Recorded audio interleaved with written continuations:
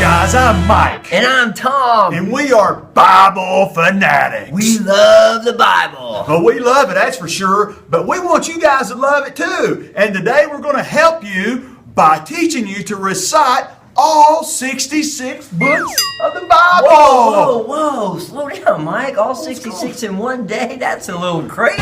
Yeah, but we're crazy about the Bible. Sure we are, but 66 books? Come on, Mike. This series is just getting started. Can't we just break it down a little bit more than that? Well, okay. Maybe so, Tom. How about this? How about we just memorize the Old Testament? That's only 39 books today. That's not so hard. How about we just break it down to the first 5 books? One. Oh, you mean the Pentateuch?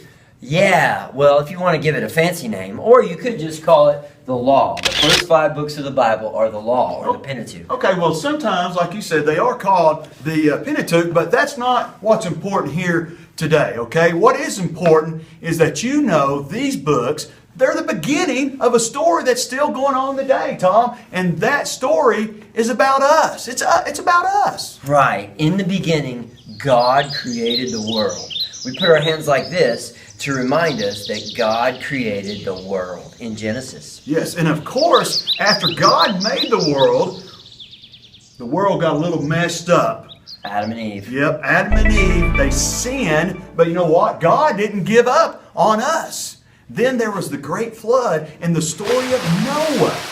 God then chose a man named Abraham to be the father of a mighty nation, the nation of Israel. And when Genesis ends, that nation is starting to grow.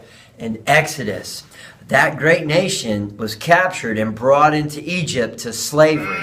But God sent a man named Moses to free them out of slavery and to cross the Red Sea. So God split the Red Sea and they parted across toward the Promised Land on dry ground. Yes. And then the next book, Leviticus, God gave His people His laws. Now these laws tell us what sin is and how God expects us to treat other people.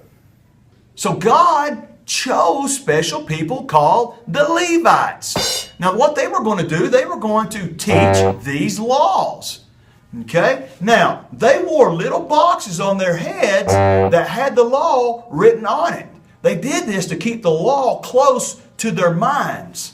And then in Numbers, God told Moses to take a census. Now that's a fancy word for counting all the people. Whew, man, that sounds like a big job. Man, how'd they do all that? Well, they started in the beginning. There's 1, 2, 3, Okay, 4. that's a lot of counting. I get that. But finally, we come to Deuteronomy. Okay, and this is where Moses teaches the people God's law a second time. Why did he do that, Tom? Glad you asked. Because the people kept forgetting and kept on sinning. Dude, I thought Deuteronomy was a book about surfing. No, good gracious, that's silly. It's a book about teaching the law 2 times.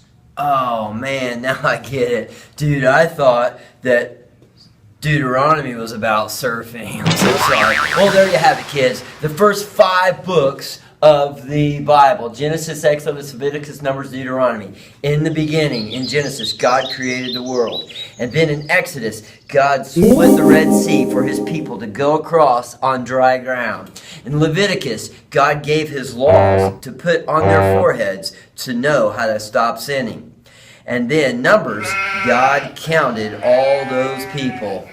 And then in Deuteronomy, that was a book about surfing. Dude. No, it's Deuteronomy. It's not about surfing, Tom. What's it about? The second law? You remember them the way you want to. I'll remember them the way I want to. Hey, whatever makes it stick.